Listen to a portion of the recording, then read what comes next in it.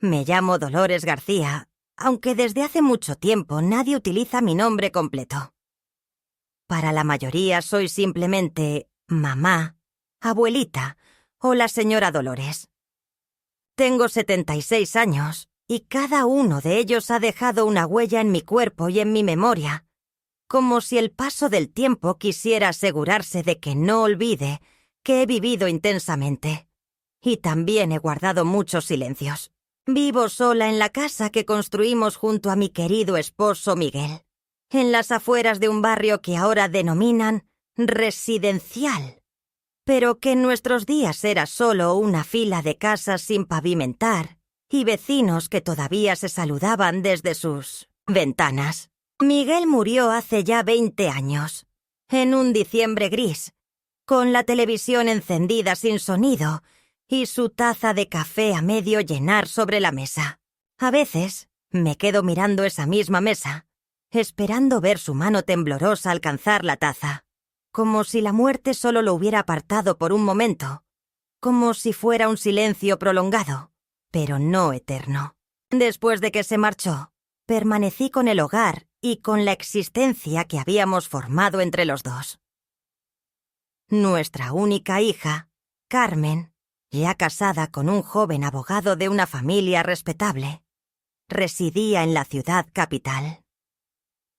Jamás me opuse a su boda. Miguel sostenía que era un buen partido y que Carmen merecía una vida tranquila y sin contratiempos.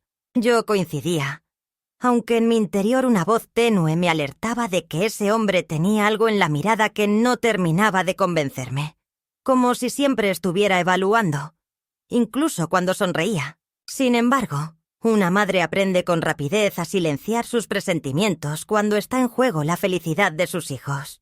Permití que Carmen emprendiera su vuelo, como ella decía, y me quedé en casa con mis plantas, mis libros y la costumbre de preparar 2 tazas de café, aunque ya solo una tuviera destinatario. Durante mucho tiempo, mi vínculo con Carmen fue cortés, casi automático. Llamadas dominicales, encuentros breves cada 2 o 3 meses, presentes de cumpleaños que parecían escogidos por la asistente de la oficina de su esposo. En ocasiones me cuestionaba si había fallado como madre, si mi manera de educarla, tan enfocada en el esfuerzo, la responsabilidad y la idea de que nada cae del cielo, la había vuelto demasiado fría. Pero luego rememoraba cuando era niña y venía corriendo hacia mí con sus cuadernos y dibujos, cómo me abrazaba con fuerza al regresar del colegio, y entendía que el tiempo no siempre distorsiona las cosas. A veces, solo las desgasta lentamente. Sin que uno lo note, Carmen no era cruel, al menos no en el sentido común. Simplemente era distante. Gestionaba sus sentimientos como si formaran parte de su rutina laboral. Me decía, «Te quiero», con la misma frialdad con que firmaba documentos o cheques. Con el paso del tiempo, fui dejando pasar pequeños detalles sin darme cuenta. Primero perdí el control sobre mis propias decisiones. Permití que Carmen escogiera el centro médico para mis revisiones, aunque yo me sentía más tranquila en el que solía ir. Después cedí en cuestiones económicas. Acepté que me apoyara con el banco, con los trámites y con los pagos online. Me parecía razonable porque ella comprendía esos temas, y yo ya no. Me decía que era por mi conveniencia, y yo, agradecida, accedía sin problemas.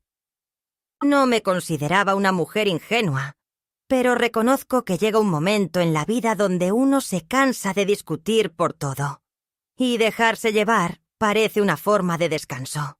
Dolores, además, hablaba con mucha seguridad, usando palabras aprendidas en el despacho de su esposo como optimización de recursos, gestión responsable o firma formal. Mientras tanto, yo, que trabajé años como secretaria en una escuela, con trabajos sencillos y bolígrafos marcados por el uso, sentía que era normal que ella supiera más que yo. Lo que jamás he abandonado es mi rutina diaria. Me levanto temprano, limpio el patio con escoba, riego las plantas, tomo el desayuno acompañada por mi vieja radio que siempre está encendida y escucho los comentarios de las señoras en el noticiero local que me hacen sentir compañía. Cocino la cantidad exacta para mí sola. Paso las tardes leyendo y observo el atardecer desde la ventana. En ocasiones me visita una vecina, Isabel, que también enviudó como yo, y hablamos de asuntos cotidianos como el precio de la carne, el tiempo que hace o los nietos. Me he habituado al silencio que reina en la casa, aunque a veces lo percibo como algo pesado, lleno de cosas que no me atrevo ni a confesarme. He aprendido a vivir con mi soledad sin caer en el dramatismo. No temo estar sola, sino no saber en qué momento dejé de ser parte de la vida de quienes más amo. Hace algunos meses, Carmen llegó junto a su marido, ambos impecablemente vestidos como de costumbre, con un aroma a perfume refinado y una prisa contenida. Me comentaron que deseaban ayudarme con un procedimiento para regularizar la propiedad de la casa, con el fin de que todo estuviera en orden por si sucedía algo. Lo expresaron con la misma naturalidad con la que se habla del clima o de una visita médica. Me enseñaron unos documentos llenos de párrafos, términos legales complejos y letras pequeñas. «Solo es una firma, mamá, para que todo quede claro», dijo Carmen. Sin pensarlo mucho, tomé el bolígrafo y firmé. Fue por confianza, porque era mi hija, porque tenía una sonrisa amable y me había traído una caja con dulces. No sentí temor en ese instante, solo una leve sensación incómoda que rápidamente dejé de lado. ¿Qué podría suceder?, me repetí. Carmen siempre ha sido práctica y detallista. Creí que simplemente buscaba protegerme. Aquella noche, tras su partida, me senté frente a la mesa y observé la taza que había utilizado Miguel hace tantos años. La encontré vacía. En ocasiones, en ciertos momentos de silencio, uno empieza a percibir sonidos que antes pasaban desapercibidos. El chirrido del suelo, el tic-tac del reloj, las frases que nunca se dijeron. Me cuestioné si había hecho lo correcto, si no estaba entregando demasiado, si aún conservaba algo más que esta silla, esta mesa, este nombre que se menciona cada vez con menos frecuencia.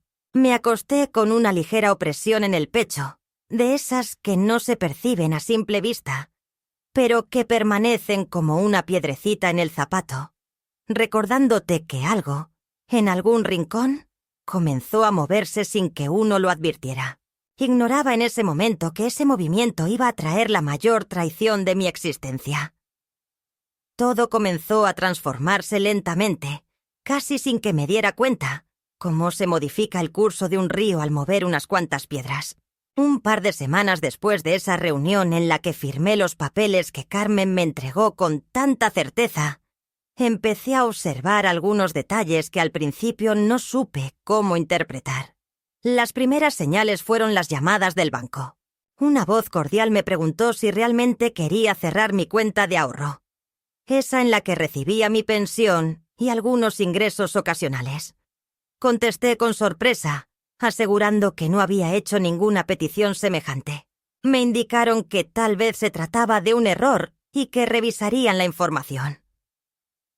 No le di mayor importancia, pensando que podría tratarse de un fallo técnico, o que Carmen, encargada de ciertos pagos, habría cometido alguna confusión. Al fin y al cabo, ella había insistido en que era mejor centralizar todo para evitar fallos. Unos días después, llegó a mis manos una carta peculiar proveniente de un despacho legal en la ciudad. No se trataba de un aviso urgente, sino más bien de una confirmación.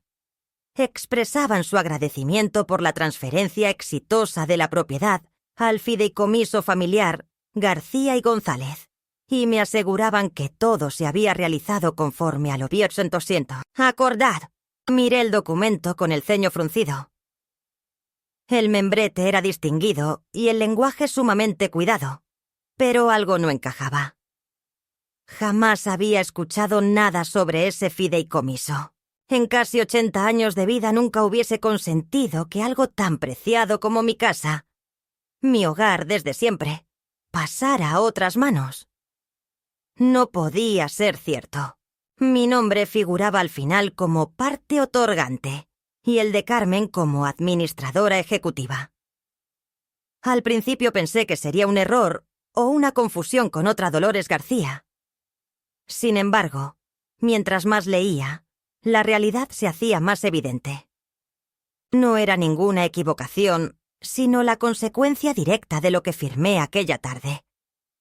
Sentí un escalofrío que me recorrió desde los pies hasta la nuca. Volví a buscar los documentos que Carmen me había entregado ese día, pero no los encontré en el lugar donde los había dejado. Revisé mi escritorio, el cajón de la cómoda, hasta el estante de la cocina donde a veces guardaba cosas para no olvidarlas. Nada. Era como si se hubieran esfumado. Entonces recordé que justo antes de irse, Carmen me había dicho: «Guárdalo tú, o si prefieres, me lo llevo y lo archivo junto con todo lo demás en casa para que no se pierda». Yo, confiada, respondí con una sonrisa: «Claro, llévatelo». Qué conveniente. Qué organizada es mi hija. En ese instante lo interpreté como un gesto de cariño. Ahora comenzaba a parecerse peligrosamente a un plan calculado. Traté de tranquilizarme. Me preparé una infusión y salí al patio a tomar aire. Pero no era suficiente el aire para calmarme. Mi corazón latía con fuerza, mezclando ansiedad, sorpresa y una vergüenza que no lograba identificar. ¿Vergüenza por qué? ¿Por haber sido ingenua? ¿Por haber confiado en mi propia hija? El vecino, el señor Darío, me saludó desde su verja. Le respondí con una sonrisa tensa, como si todo estuviera normal. No encontraba la manera de explicarle a nadie, ni siquiera a un conocido ocasional, que algo muy serio estaba pasando en mi casa y que todavía no sabía exactamente qué. Aquella noche no pude conciliar el sueño. Giraba en la cama y repasaba una y otra vez cada gesto, cada palabra, cada mirada de Carmen durante su última visita. Rememoré cómo su esposo se había recorrido la casa como si estuviera evaluando cada rincón, haciendo comentarios sobre la solidez de la estructura y las posibilidades de renovación. Pensé en cómo ella había evitado contestar cuando le pregunté si deseaban quedarse hasta almorzar, como si tuviera prisa por solucionar todo y marcharse antes de que surgieran preguntas incómodas. Todo, visto ahora con otra perspectiva, parecía cuidadosamente planeado. Al día siguiente tomé una determinación. Llamé a Carmen. Me respondió con un tono amable, casi lleno de alegría. Le pregunté directamente sobre el documento que habíamos firmado. «Mamá, ya te lo expliqué. Es un trámite legal para que todo quede protegido, para que si algún día pasa algo, no haya problemas con la casa. Es por tu bien». Le pedí que me enviara una copia. Su voz mostró una ligera tensión. «Claro, claro. Lo busco y te lo mando por correo». «¿Para qué lo necesitas?». Insistí. «Solo quiero tener una copia para sentirme tranquila». Me aseguró que sí, por supuesto. Pero nunca llegó nada. Ni al correo tradicional ni al electrónico. Transcurrieron los días. Llegaron más cartas, esta vez provenientes de una agencia inmobiliaria. «Estamos a su disposición para apoyarla en el proceso de transición hacia un hogar que se adapte mejor a sus necesidades», decía el título. En el reverso, con una cortesía engañosa, se exponían alternativas de departamentos para personas mayores, todos pequeños, fríos y alejados del barrio donde viví durante las últimas 40 años. Fue en ese momento cuando comencé a comprender que lo que sucedía no era un simple error administrativo. Era un plan donde yo no era la protagonista sino un obstáculo, Y no lo hacían desconocidos, sino mi hija y su esposo. Un viernes por la mañana escuché el timbre. Apareció una joven con una carpeta en la mano y una sonrisa falsa. Se presentó como asesora de Soluciones Patrimoniales Integrales y afirmó que venía a realizar una evaluación técnica del inmueble. Le pregunté quién la había enviado. Me contestó que los nuevos administradores del fideicomiso la habían solicitado. Me negué a dejarla entrar, pero antes de irse me dejó una hoja con un calendario de visitas planificadas. Al parecer, mi casa, mi refugio, mi historia, ya no me pertenecía del todo. Me quedé sola en la puerta, sosteniendo el papel que temblaba entre mis dedos. Algo dentro de mí se quebró.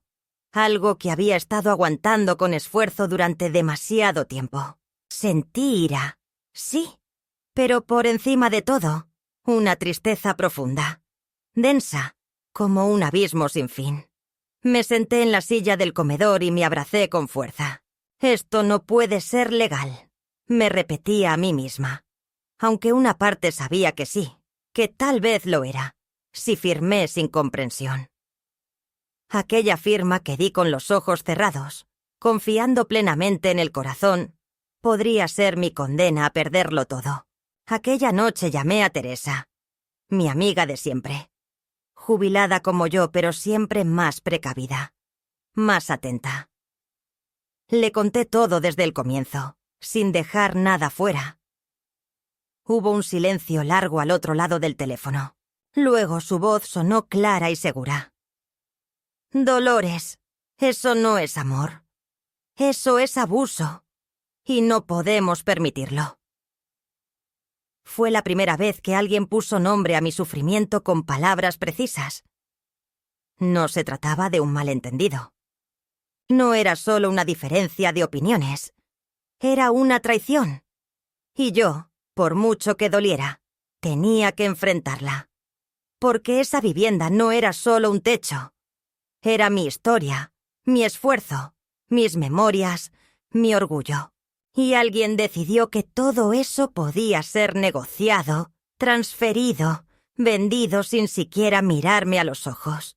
Aquella noche dormí con el teléfono sobre la mesita de noche, encendido y con el volumen al máximo, como si aguardara una llamada que me asegurara que todo había sido solo un mal sueño, una exageración o una pesadilla pasajera de la vejez. Sin embargo, el teléfono permaneció en silencio. Al amanecer, mientras preparaba el agua para mi té, observé mi entorno como si viera la casa por primera vez. Las paredes desgastadas, las cortinas que había cosido con Miguel durante nuestra luna de miel, las plantas que él cuidaba con dedicación y que desde su partida sobrevivían únicamente por mi obstinación. Cada objeto atesoraba una historia, un motivo para estar allí. Cada rincón narraba nuestra vida, los días felices, los difíciles, los silencios compartidos y las risas que ahora solo habitaban en mi memoria. No obstante, todo ese mundo íntimo estaba en riesgo de desaparecer, porque yo, confiada, había firmado un papel sin leerlo, entregando mi historia a aquellos que pensé cuidarían de ella. Llamé al banco y pedí comunicarme con el departamento legal. Me pusieron en espera durante un tiempo. Cuando al fin una voz fatigada respondió, expliqué que necesitaba información sobre movimientos recientes, transferencias y modificaciones en la titularidad. Me solicitaron el número de cliente y una identificación. Al mencionar la cuenta de ahorro que había tenido por más de 20 años, me informaron que ya no estaba activa. Me dijeron que se había cerrado y transferido a otra cuenta relacionada con el fideicomiso García y González, el mismo nombre que aparecía en la carta de los abogados. Intenté pedir más detalles, pero me indicaron que, al no figurar ya como titular directa, debía solicitar autorización a la administradora, Carmen, mi hija. Colgué con la garganta oprimida. El té se había puesto frío. Me senté a la mesa y permanecí inmóvil durante largo rato. No sabía qué hacer ni a quién acudir. Pensé en volver a llamar a Teresa, pero sentí vergüenza. ¿Cómo decirle que mi hija había tomado control legal de todo lo que yo había construido? ¿Cómo explicar que, siendo una mujer lúcida, funcional, sin ninguna enfermedad mental ni deterioro cognitivo, había caído en una trampa tan rudimentaria y a la vez tan compleja? Justo en ese instante llegó el primer mensaje de texto. Era conciso, casi indiferente. «Mamá, mañana vamos con Raúl a revisar lo del espacio que está al fondo. Queremos comenzar las remodelaciones antes de que llegue el invierno. Tranquila, no vamos a molestar». No había un saludo, ni preguntas por mi bienestar, ni aclaración alguna sobre qué significaba exactamente espacio que está al fondo. El tono reflejaba a alguien que da por sentado que todo le pertenece, a quien ya no siente la necesidad de solicitar permiso, porque se considera dueño. Me levanté, abrí la puerta trasera y observé hacia el fondo del terreno. Ahí estaba el viejo cobertizo donde Miguel guardaba sus herramientas. Ese lugar polvoriento y lleno de recuerdos que durante años había sido refugio para sus inventos, reparaciones y momentos de soledad creativa. Nadie lo usaba desde su fallecimiento, pero yo nunca permití que lo tocaran. Era su rincón, su santuario. Y ahora mi hija Carmen quería convertirlo en... ¿qué? ¿Un quincho? ¿Una oficina? ¿Un cuarto para rentar? El corazón me palpitaba intensamente. Regresé a la casa, tomé el teléfono y marqué a Teresa sin importarme la hora. Le pedí que viniera en persona, no solo para conversar por teléfono. Que estuviera aquí. 30 minutos después, apareció en mi cocina con su bolso de cuero gastado, el cabello recogido y una mirada de mujer que ha atravesado muchas cosas para no dejarse engañar. Le conté todo sin pausas. Ella no me interrumpió. Únicamente asentía de vez en cuando, con los labios apretados y ojos cada vez más sombríos. Al finalizar, tomó mi mano y dijo: «Dolores, esto no puede continuar así. Necesitamos un abogado que no sea amigo de ellos. Tengo un sobrino. Se llama Miguel. Es joven, pero bueno, y sobre todo, honesto. ¿Quieres que lo llame?» Asentí sin pronunciar palabra. Mi voz se había esfumado. Aquella tarde, Miguel llegó a la casa. Era un joven de poco más de 30 años, delgado, con una voz tranquila y unos ojos llenos de atención. Me habló con cortesía y calma. Le enseñé las cartas, los documentos que todavía conservaba. Le expliqué acerca de la firma, la supuesta transferencia y el fideicomiso. Él iba tomando notas, formulando preguntas y revisando en su computadora portátil. Al final me miró con una expresión que mezclaba sorpresa y tristeza. «Dolores», me dijo, «lo que firmó es una transferencia irrevocable de bienes a un fideicomiso gestionado por su hija. Legalmente, todo lo que usted tenía ahora pertenece a esa entidad, y usted no aparece como beneficiaria directa. En resumen, ya no es dueña de su casa, ni de sus cuentas, ni de sus bienes registrados. Todo está bajo el control de Carmen». Sentí que el mundo se derrumbaba a mi alrededor, pero antes de que las lágrimas pudieran dominarme, Miguel añadió: «Sin embargo, existen irregularidades. La firma no coincide completamente. El documento no está debidamente registrado. Y si usted puede demostrar que no entendía lo que firmaba o que fue inducida a error, podemos comenzar un proceso para impugnarlo. No será sencillo, pero es viable». Esas palabras fueron como una luz en medio de la oscuridad. No una solución definitiva, pero sí una salida, un camino y una esperanza. Durante los días posteriores, empezamos a colaborar en conjunto. Miguel reunió evidencias, elaboró documentos y se comunicó con expertos en caligrafía. Yo, por mi lado, Me dediqué a una labor igualmente exigente. Organizar mis viejos papeles, recuperar recibos, cartas, contratos y extractos bancarios. Volver a leer la historia de mi vida plasmada en hojas amarillentas y con tinta corrida resultaba agotador y emocionalmente desgarrador. Pero también me brindaba una sensación de liberación, porque por primera vez en mucho tiempo sentía que hacía algo por mí. No por Carmen, ni por Miguel, ni por los recuerdos del pasado. Solo por mí. Carmen, mientras tanto, continuaba actuando como si nada hubiese pasado. Me llamaba una vez por semana con un tono neutral, sin mencionar el asunto. Me preguntaba si necesitaba algo, si quería que enviara a alguien para cortar el césped o si me encontraba bien. Yo respondía con monosílabos, fingiendo normalidad. No quería que sospechara. No al menos por ahora. Raúl, su esposo, evitaba aparecer. No volvió a presentarse por casa. Supuse que ya tenían alguna sospecha, pero aún desconocían el alcance de mis acciones. Una mañana, llegó una camioneta con el emblema de una empresa constructora.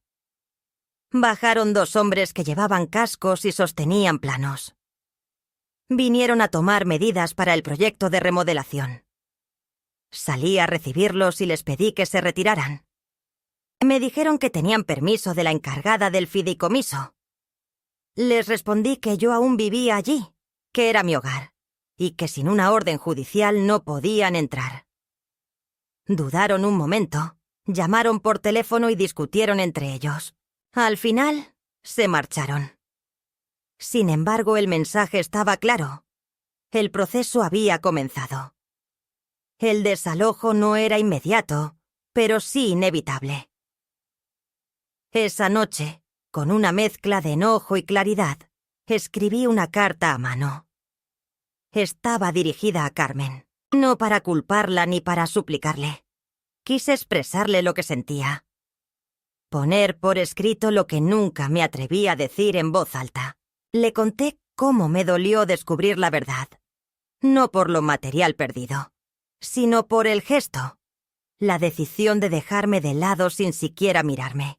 Le recordé quién era yo, todo lo que hice por ella, cuánto renuncié para que tuviera la vida que ahora protege con tanta distancia. Doblé la carta, la puse en un sobre, pero no la envié. No todavía. Esa carta era un reflejo, y no estaba segura de que ella quisiera verse en él. Esa semana, Miguel me llamó para contarme que había presentado la solicitud de nulidad por vicio de consentimiento. El juez había aceptado examinar el caso. Era un avance inicial, pero muy significativo. Mientras tanto, yo continuaba fingiendo tranquilidad. Regaba las plantas, compraba el pan, charlaba con los vecinos, pero por dentro sentía una tormenta. Porque ya no se trataba solo de la casa, sino de mi dignidad, que comprendí en ese momento que no se negocia, sino que se defiende con firmeza. Nunca he sido una mujer que busca confrontaciones. No me enseñaron a levantar la voz ni a reclamar, mucho menos dentro de mi familia. En nuestro hogar, el respeto era una combinación de silencio y resignación. Mi madre, una costurera de manos delicadas y mirada agotada, siempre repetía que una mujer debía ser como la sal. Imprescindible pero invisible. Durante años pensé que también el amor debía ser así. Silencioso, constante, sin ostentaciones ni quejas. Así amé a Miguel. Así crié a Carmen. Y así construí mi vida, paso a paso, sacrificando mucho sin pedir explicaciones ni reconocimiento.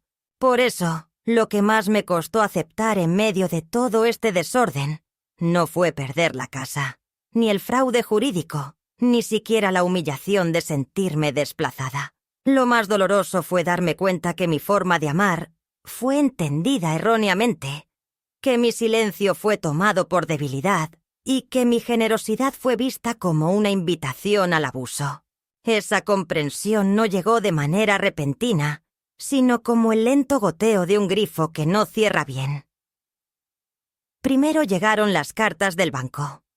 Después las visitas inesperadas, las respuestas esquivas de Carmen y el temor de Raúl de cruzar mi mirada. Más tarde, las llamadas dejaron de llegar, como si mi hija intentara protegerse del reflejo que mi voz podía representar.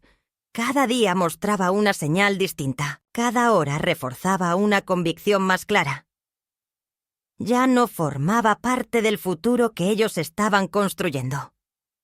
Me veía como un obstáculo, un resto del pasado que era necesario manejar, organizar y silenciar. Una tarde, tras ordenar unos documentos con Julián, me senté frente a la ventana del comedor, sosteniendo una taza de café que no tenía sabor alguno. Afuera, el sol comenzaba ya a ocultarse, y las sombras se extendían como dedos largos sobre el suelo. En ese instante, recordé un momento de muchos años atrás, cuando Carmen tenía solo 8 años y había perdido su primer diente. Lloraba desconsoladamente, no por el dolor, sino porque sentía que ya no sería la misma sin esa pequeña parte de sí. Me senté junto a su cama y le expliqué que a veces perder algo es parte de crecer. Dolía, sí, pero también dejaba espacio para que algo nuevo apareciera. Ahora, tantos años más tarde, yo era quien lloraba por haber perdido una parte de mí. No un diente ni un objeto, sino algo mucho más profundo. La confianza en mi propia hija. Y me preguntaba si, al igual que entonces, ese vacío permitiría que algo mejor naciera. En ese instante de mezcla entre melancolía y tristeza, decidí cambiar mi destino. Ya no quería ser la mujer que buscaba comprensión eterna. Anhelaba convertirme en alguien que se defiende, que exige respeto, que no permite que su historia sea escrita por otros. Me levanté y fui directo al armario, donde saqué una caja de madera con las cartas de Miguel, las fotografías de nuestra boda, las libretas escolares de Carmen y una carpeta con documentos que guardaba por hábito sin imaginar que ahora serían mi armadura. Dentro encontré escrituras, recibos, contratos de mantenimiento y notas firmadas por mí en tiempos pasados. Llamé a Julián para pedirle que llegara al día siguiente. Quería revisar todo con él, armar un expediente completo para el juez, para evitar cualquier duda sobre mi capacidad, mi memoria y mi honestidad. Aquella noche apenas dormí. Soñé con Miguel. Nos encontrábamos en la antigua estación de tren donde acostumbrábamos esperarnos cuando él trabajaba en la compañía de transporte. Él sonreía desde el andén mientras yo corría hacia él, pero mis pies no tocaban la tierra y la distancia nunca se reducía. Al despertar, comprendí que ese sueño era una señal para que supiera que no estoy sola y que todavía poseo la fuerza necesaria para continuar adelante. Miguel llegó temprano, como de costumbre, con su computadora, su cuaderno de notas y esa combinación de profesionalismo y calidez que lo hacía único entre otros abogados. Pasamos varias horas revisando papeles, organizando fechas y confeccionando un relato jurídico consistente. Al término del día me miró con seriedad y dijo: «Estamos preparadas para entregar la petición de medidas cautelares. Con esto el juez podrá ordenar que no se hagan más modificaciones sobre la propiedad hasta que se resuelva el asunto principal». Es una protección temporal pero fundamental. Asentí con la cabeza sin importarme los tecnicismos, porque lo que me importaba realmente era tener a alguien a mi lado, que mi voz tuviera peso. Aquella misma semana recibí la visita de alguien inesperado. Era Martina, la hija mayor de Carmen, mi nieta que estudia arquitectura en la ciudad. No venía desde hace meses. Me abrazó con fuerza, con ese cariño genuino que aún conservaba desde que era pequeña. Nos sentamos a conversar y poco a poco, sin que yo preguntara, comenzó a contar. «Abuela, me comentó. Mamá está extraña. Dice cosas sobre ti que no comprendo. Que estás confundida y que estás desperdiciando tus recursos. Pero yo te veo bien, mejor que muchas otras. Y no entiendo por qué de repente todo es tan secreto. Me da temor. Sentí que algo se abría en mi corazón, no por el miedo, sino por la certeza de que aún quedaba alguien en la familia capaz de ver con claridad. Le conté lo fundamental, no todos los detalles.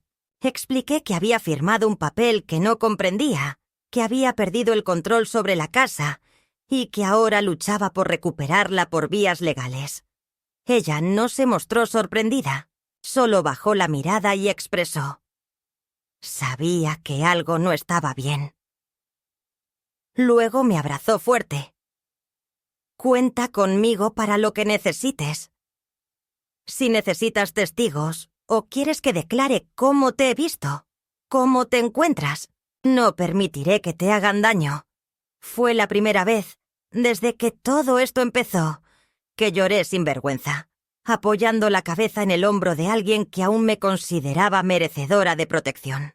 El lunes siguiente Miguel presentó la medida provisional. 2 días más tarde, recibimos la notificación. El juez había dado su aprobación. Durante el proceso judicial, Carmen no podría disponer de la casa, ni venderla, ni cambiarla de ninguna forma. Fue un avance enorme, un obstáculo firme, una señal clara de que mis afirmaciones tenían fundamento. Cuando Carmen recibió el aviso, supe por Martina. Estalló en ira. Llamó a su abogado y trató de comunicarse conmigo. No respondí. No para evitarla, sino porque ya no había nada que tratar por teléfono. Si quería conversar, debería ser frente a un juez, con documentación y pruebas. Durante los días que siguieron, comencé a percibir transformaciones sutiles. El jardinero que antes llegaba sin avisar, dejó de aparecer. Las llamadas provenientes del banco se volvieron más frecuentes, pero esta vez con un tono cortés. Hasta una carta del despacho legal encargado del fideicomiso llegó con un mensaje que decía: «Estamos evaluando su situación». Todo ello confirmaba lo que ya sospechaba. Cuando alguien habla con firmeza y evidencia, se despiertan los oídos. No porque importe la verdad, sino porque temen asumir sus responsabilidades. En medio de ese vaivén, me dediqué a ordenar la casa. No por mera apariencia, sino por mantener viva la memoria. Arreglé los cajones, lavé las cortinas, limpié los muebles.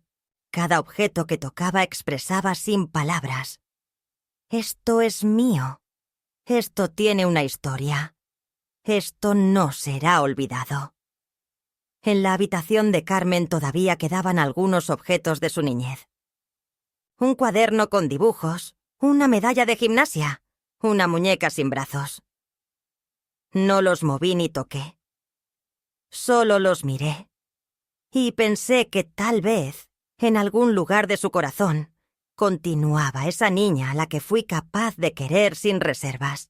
Una tarde, mientras limpiaba el porche, una vecina se acercó a mí. Doña Clara, una mujer pequeña y curiosa, de esas que siempre parecen saber más de lo que revelan. «Dolores», me comentó, «oí algo desagradable. Dicen que tu hija quiere expulsarte, pero no creo eso. Tú eres fuerte, no te dejas vencer». La miré con una sonrisa. «Ya no, Clara, ya no me dejo». En esa simple frase se resumía todo. No era arrogancia, era una firme decisión. Había cambiado. Ya no era solo una madre confiada, era una mujer que sabía defenderse. Ese instante marcó un antes y un después. No hubo gritos ni peleas. Fue una claridad interna. un punto sólido dentro de mí que me decía que no había retorno, que no podía continuar justificando a quien me veía como un obstáculo. Había llegado el momento de verme al espejo y admitir que, aunque doliera, mi silencio había contribuido al problema. Pero eso ya terminó. Ahora la historia se relataría con mi voz. Y sería escuchada. Desde que se aceptó la medida precautoria y la justicia reconoció mi derecho a que la vivienda no se modificara mientras se resolvía el proceso principal, el silencio a mi alrededor se volvió más intenso. Era como si esa resolución, aunque provisional, hubiese descorrido el velo de conveniencia que Carmen y Raúl habían tejido a mi alrededor durante años. De repente, ya no era solamente una anciana que no comprende bien, como ellos insistían en insinuar con voz dulce y un paternalismo evidente. Me convertí en una mujer con voz legal, con dignidad jurídica, con memoria clara y con evidencias suficientes para desmoronar el castillo que habían erigido sobre mis renuncias. Sabía que la reacción llegaría porque quienes creen tener derecho absoluto no toleran restricciones, y menos cuando esas limitaciones provienen de la misma persona a la que acostumbraban a tratar como prolongación de su voluntad. No transcurrió una semana después de la notificación judicial, cuando Carmen apareció en mi casa sin avisar. Tocó el timbre con insistencia como si quisiera atravesar el aire con su impaciencia. Abrí la puerta y la vi con los labios apretados, la mirada fija y un gesto decidido, sin intención de fingir cortesía esta vez. Entró sin que la invitara, tal como hacía siempre, y aquello fue lo primero que me llamó la atención. La naturalidad con la que cruzó el umbral, como si aún tuviera derecho sobre este espacio. Traía una carpeta bajo el brazo y el teléfono móvil en la otra mano, como quien viene a cerrar un acuerdo más que a mantener una conversación. Me acomodé en la cabecera de la mesa del comedor, y ella se situó frente a mí. Dolores abrió su carpeta y deslizó varios documentos. «Mamá», expresó con tono seco, «esto debe terminar. Nos estás complicando demasiado. Hay gente esperando, procesos activos y dinero en juego. ¿Qué pretendes? ¿Destruir el único patrimonio que tiene nuestra familia?» La observé en silencio durante algunos segundos. No por temor, sino para tomar el tiempo de mirarla bien. Mi hija. Mi única hija. Aquella que llegó en pleno invierno, entre dolores y lágrimas de alegría. Quien llevaba mi apellido y la sangre de Miguel. Ahora se presentaba como una mujer endurecida, con un discurso aprendido y una mirada que evitaba encontrarse con la mía. No le di una respuesta inmediata. Agarré los papeles y los leí despacio. Se trataba de una propuesta de conciliación, firmada por el abogado de Carmen, donde me ofrecían mudarme voluntariamente a un departamento de una sola planta, con todos los gastos cubiertos por el fideicomiso, y una compensación económica, simbólica por mi colaboración. A cambio, debía desistir de todas las acciones legales y firmar una ratificación de cesión para evitar futuros conflictos legales. En resumen, me solicitaban entregar todo lo que había luchado por recuperar, a cambio de un alojamiento prestado y una existencia controlada. Con lentitud me quité las gafas, las dejé sobre la mesa y respiré profundo. ¿Sabes qué significa simbólica?, le pregunté a Carmen. Ella parpadeó sorprendida. No esperaba que hablara así. Simbólica quiere decir que tú eliges cuánto valgo y parece que no es mucho. Carmen resopló, visiblemente molesta. No compliques más las cosas, mamá. ¿No ves que te estás quedando sola y destruyendo a la familia? Esa frase me dolió, pero no como antes. No sentí la culpa de madre que teme perder el afecto de su hija, sino la certeza de quien comprende que a veces la familia no se rompe. Ya estaba rota y nadie se atrevía a decirlo en voz alta. No, Carmen, respondí con calma, no soy yo quien está destruyendo nada. Tú rompiste algo cuando entraste a esta casa con unos papeles que nunca me explicaste. Cuando tomaste decisiones sin consultarme. Cuando usaste mi firma como si fueras la que ha construido esta vida. ¿Recuerdas el patio que ahora quieres vender? ¿Sabes cuántas noches pasamos Miguel y yo remodelando las baldosas? ¿Sabes cuánto costó pagar esta casa? ¿Cuántas veces renuncié a cosas para que tú tuvieras todo? Y ahora vienes a decir que soy yo quien complica todo. Carmen cruzó los brazos. Ya no intentaba convencerme. Su rostro reflejaba molestia y nervios. Miguel no estaba presente, pero lo imaginé detrás de todo esto, impulsándola a resolver el problema materno de una vez por todas. Intentó modificar su tono de voz. Mamá, por favor, esto no tiene que convertirse en un conflicto. Queremos apoyarte. Buscamos garantizarte una vejez tranquila. Ya no estás en condiciones para encargarte de una casa así. Es demasiado grande para ti sola. Allí apareció de nuevo aquel argumento vestido de preocupación. La vejez usada como pretexto. La comodidad planteada como justificación. Me incliné un poco hacia ella. Lo que ya no soporto es tu desprecio, tu ambición y tu frialdad. Eso es algo que no toleraré más. Me puse de pie y me dirigí hacia la puerta. No la expulsé. No era necesario. Sabía que se marcharía. Y efectivamente lo hizo. Se levantó, recogió los papeles y antes de salir, susurró. Te arrepentirás. Cerré la puerta sin contestar. Mis manos temblaban, pero no por miedo, sino por la adrenalina de haber expresado aquello que llevaba años reprimiendo. Los días que siguieron estuvieron llenos de tensión. Miguel fue en ese instante cuando comenzaron las pequeñas hostilidades. Por ejemplo, un día cortaron el suministro de gas sin aviso previo. Llamé a la empresa y me informaron que el titular, el fideicomiso, había cancelado el servicio. Lo mismo sucedió con la electricidad que quisieron dar de baja por inactividad del inmueble. Me tocó enfrentar un verdadero laberinto burocrático para reactivar los servicios con la ayuda de Miguel y su red de contactos. Cada jornada era una trampa nueva, un intento más de desgastarme para que cediera. Un domingo, recibí una sorpresa inesperada. Raúl apareció. Estaba solo, con una sonrisa forzada que intentaba aparentar amabilidad, como un actor que no se cree el libreto.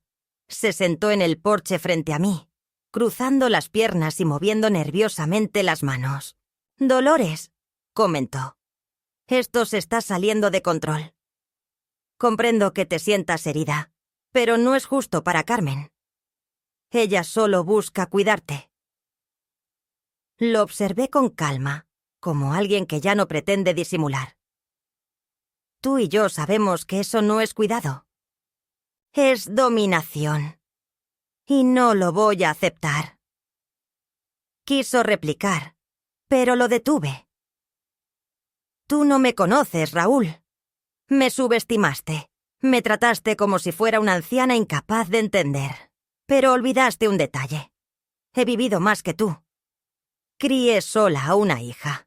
Enterré a un esposo. Pagué cuentas. Lloré a escondidas. Trabajé más horas de las que podrías imaginar. Y jamás, jamás me rendí. No voy a hacerlo ahora. Se levantó incómodo. Entonces esto terminará en tribunales, afirmó. Que así sea, respondí. Después de ese encuentro, todo comenzó a subir. Miguel me pidió que grabáramos una declaración formal. Lo hicimos en su estudio, con una cámara fija, sin maquillaje ni ensayos previos. Hablé durante más de 1 hora. Relaté mi historia, mi vida, cómo construí mi hogar, cómo amé a Carmen, cómo la confianza se volvió un arma contra mí. Cómo firmé sin leer, creyendo que era lo mejor para mí. Al terminar, Miguel apagó la cámara y me abrazó. Sea cual sea el desenlace legal, ya conseguiste algo más valioso: tu voz. Una semana más tarde, presentamos esa declaración como evidencia. El juicio se acercaba rápidamente. Carmen ya no volvió a comunicarse conmigo. Tampoco lo hicieron sus abogados. Solo Isabel continuaba visitándome. Me traía galletas, se sentaba a mi lado para leer juntos y me enseñaba los planos de su tesis. Estoy creando un centro para mujeres mayores, me comentó en una ocasión. Pensé en vos para diseñar la fachada.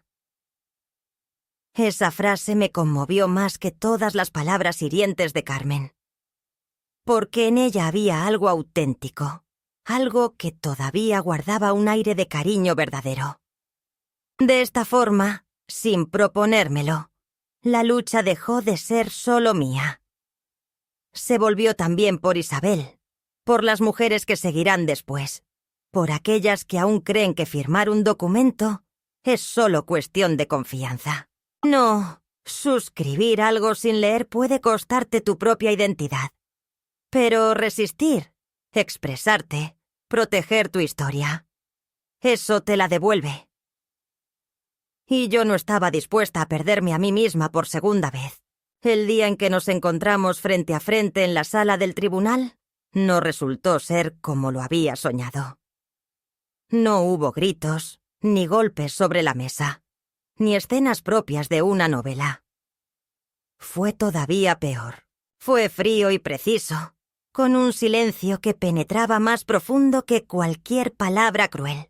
Al llegar con Julián, sentí que cada paso dentro de aquel edificio de muros grises y ecos prolongados era un recordatorio de lo lejos que había llegado y de lo que estaba en juego. No se trataba únicamente de la casa. Era mi voz, mi historia y mi derecho a decidir sobre mi vida. Carmen apareció algunos minutos después, acompañada por Raúl y su abogado. Un hombre delgado con expresión altiva y traje perfecto, de esos que nunca miran directamente a una mujer mayor, como si el contacto visual los hiciera envejecer. Mi hija evitó mi mirada, mantuvo la barbilla elevada, el cuerpo tenso y las manos entrelazadas fuertemente como si eso fuera suficiente para sostener su versión. No la saludé, no por odio, sino por respeto hacia mí misma. No podía seguir fingiendo que todo estaba bien después de todo lo que había vivido. La magistrada tenía un semblante serio y una voz suave. Revisaba los documentos con atención, interrumpía con preguntas breves y no toleraba desviaciones. Me agradó al instante. No buscaba complicaciones emocionales, sino comprensión, y yo estaba preparada para brindársela. El proceso legal inició con la entrega de papeles, la transferencia de propiedades, la creación del fideicomiso, los extractos bancarios, las evidencias de que los servicios habían sido modificados para acosarme. Yo permanecía en silencio, memorizando cada frase que no había leído, cada párrafo que firmé creyendo en el amor, cada instante en el que agaché la cabeza porque me enseñaron que ser madre era aceptar, renunciar y guardar silencio. Después llegó mi turno. Miguel se puso de pie y me entregó la palabra. Me levanté despacio. Caminé hacia el podio sin apoyo, sin bastón, sin sostenerme en nadie. Quise que me vieran tal como soy, una mujer completa, presente y consciente. Respiré profundo y hablé. Relaté mi historia sin lágrimas, sin adornos ni exageraciones. Dije mi nombre completo, mi edad, mi profesión de toda la vida y mi viudez temprana. Hablé de Miguel, de cómo construimos juntos la casa ladrillo a ladrillo, de cómo cada espacio estaba lleno de recuerdos. Hablé de Carmen, de sus primeros pasos, de sus noches con fiebre, de los uniformes que planché. los cuadernos que cubrí y los cumpleaños que preparé sin ayuda. Afirmé que nunca me arrepentí de nada, que la maternidad fue lo más noble que realicé, pero también expresé que por eso no debía ser castigada con la pérdida. Describí cómo firmé sin entender del todo, de qué manera manipularon mi confianza, cómo el amor se transformó en una estrategia dentro del marco legal. Presenté los documentos, las grabaciones, los testimonios que respaldaban mi versión. Hablé sobre los días sin suministro de gas ni electricidad y las visitas inesperadas de desconocidos que traían planos para remodelar el lugar. Aclaré que no buscaba vengarme, ni deseaba dejar a alguien sin hogar. Solo pretendía recuperar lo que por derecho era mío: el control sobre mi vida, la llave que abre mi puerta, el poder de decidir mis propios pasos. Al finalizar, la juez hizo un gesto breve de asentimiento y me solicitó que regresara a mi sitio. Al hacerlo, percibí que Carmen me miraba por primera vez. Sus ojos estaban brillosos de lágrimas y no supe si era por ira, culpa o miedo. Entonces intervino Martina. Había sido convocada como testigo a solicitud de Miguel, aunque no estaba obligada a presentarse. Sin embargo, decidió hacerlo. Se sentó con la espalda erguida y habló con determinación. Contó que durante esos meses visitó a su abuela y nunca la vio confundida, ni deteriorada, ni incapacitada. Aseguró que estaba más clara que muchos jóvenes adultos que conocía. Explicó que su madre nunca le reveló por qué la abuela ya no era propietaria de su vivienda y que todo le resultaba sospechoso. La jueza prestó atención a su relato. Preguntó si había notado alguna forma de presión. Martina respondió que no de manera directa, pero que el ambiente era evidente. Nadie le consultaba nada a Dolores, solo le comunicaban decisiones. Su papel había cambiado de madre a obstáculo en pocos meses. Su testimonio fue breve pero muy firme. Al salir, me brindó una sonrisa que me alivió el espíritu. La magistrada optó por tomarse algunos días para reflexionar antes de emitir su veredicto. No habría una sentencia inmediata. Salimos del tribunal guardando silencio. Miguel me apretó el brazo con ternura y dijo: «Hiciste lo correcto». En ese instante comprendí algo fundamental. Más allá del juicio, había recuperado algo vital: el respeto hacia mí misma. Aquella noche, Carmen me llamó, pero no respondí. A la mañana siguiente presentó en casa. Pulsó el timbre y aguardó. Abrí la puerta y estaba sola, sin expedientes ni documentos.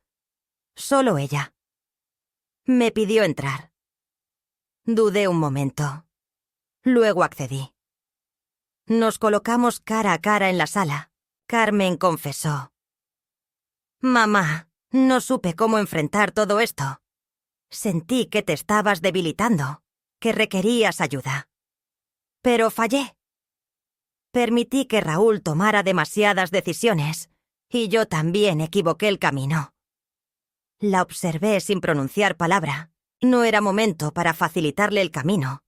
Quería escucharla sin máscaras. «No pensé que reaccionarías así. Siempre cumplías con lo que proponíamos. Supuse que sería igual». Allí estaba la verdad. No fue un fallo, sino una expectativa de conformidad. Le respondí: «Te equivocaste. Me subestimaste». Bajó la vista y preguntó: «¿Qué va a suceder ahora?». Me encogí de hombros y dije: «Lo que determine la jueza». Pero independientemente del resultado, Carmen, nuestra relación nunca será igual. No por lo legal, sino por lo humano. Sus ojos se llenaron de lágrimas. «¿Nunca me perdonarás?». La miré detenidamente. «No hoy, y tal vez nunca por completo. Pero eso no dependerá de un fallo, sino de ti». Se marchó sin despedidas ni abrazos. Solo dejó escapar un suspiro. Lo siento. Por primera vez no quise que se quedara. Cerré la puerta y sentí un cansancio profundo que se mezclaba con una especie de alivio.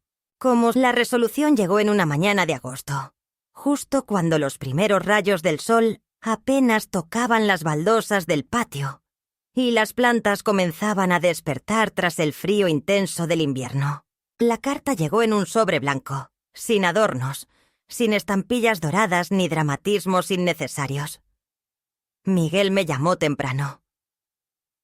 «Ha llegado», dijo con voz tranquila.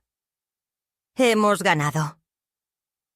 No gritó ni festejó, solo habló con la quietud de quien sabe que la justicia, si llega con demora, no se recibe con júbilo, sino con un alivio pausado, como el primer sorbo de agua tras atravesar un desierto largo. Me senté a la mesa del comedor, con las manos encima del sobre todavía cerrado. No tenía urgencia de abrirlo. No porque no me importara, sino porque de alguna forma ya sabía su contenido. La verdad no requiere tinta para ser confirmada. La verdad habita en el cuerpo, en las cicatrices, en la postura erguida de los hombros cuando la dignidad recupera su sitio. Abrí la carta con tranquilidad. El juez había declarado inválida la cesión por falta de consentimiento válido. El fideicomiso se disolvía en lo que respecta a mis pertenencias.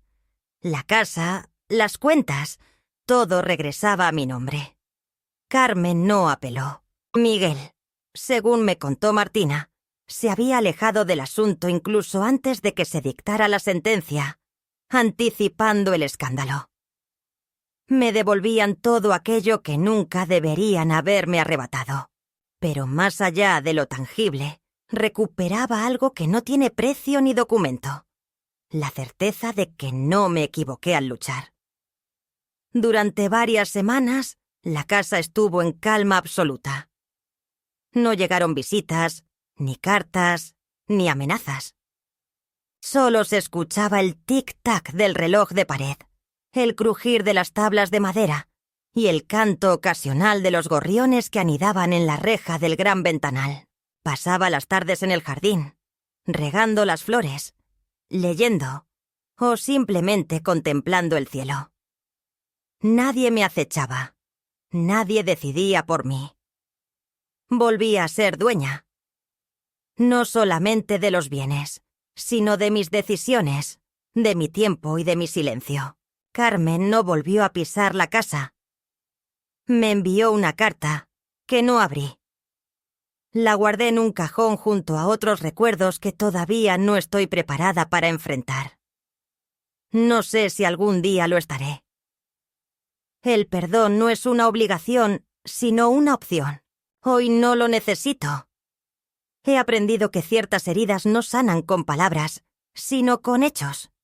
Y también que no todas las puertas deben abrirse otra vez, solo porque una vez se cruzaron con amor. Dolores sigue visitándome frecuentemente. Ahora viene acompañada por su hermana menor, quien apenas recuerda los días alegres en esta casa. Jugamos a las cartas, preparamos comidas juntas y a veces simplemente conversamos sobre asuntos sencillos. Me escuchan atentamente. Me observan con interés, no con compasión, sino con ese respeto que solo las nuevas generaciones saben brindar cuando comprenden que lo antiguo no está agotado, que la experiencia es una guía y no una carga. Una mañana, Dolores me preguntó si sería capaz de confiar nuevamente en alguien así. Le contesté que sí, aunque nunca más firmaría sin abrir los ojos. No es que haya perdido la confianza, sino que aprendí que el amor no debe anteponerse al juicio, que el afecto no justifica la obediencia absoluta, que inclusive los hijos, incluso quienes más amamos, pueden cometer errores, y que una madre no deja de ser madre por negarse cuando es necesario. Ahora vivo con menos pertenencias, pero me siento más ligera. He entregado muebles, documentos y recuerdos que ya no me causaban dolor ni me hacían falta. He creado espacio. No para que alguien más lo ocupe, sino para que el aire pueda circular libremente. Para que lo que venga lo encuentre alerta y preparada. No me transformé en otra persona. Sigo siendo Dolores García, quien amó sin límites, quien firmó sin leer, quien perdió todo por un momento. Pero también soy quien luchó, quien recuperó, quien habló, y sobre todo, quien hoy comprende que su historia debe ser contada, no por lo que le quitaron, sino por aquello que no dejaron arrebatar completamente. Porque al final, lo único que nadie puede perder es el derecho a decir, esta soy yo. Y aquí continúo,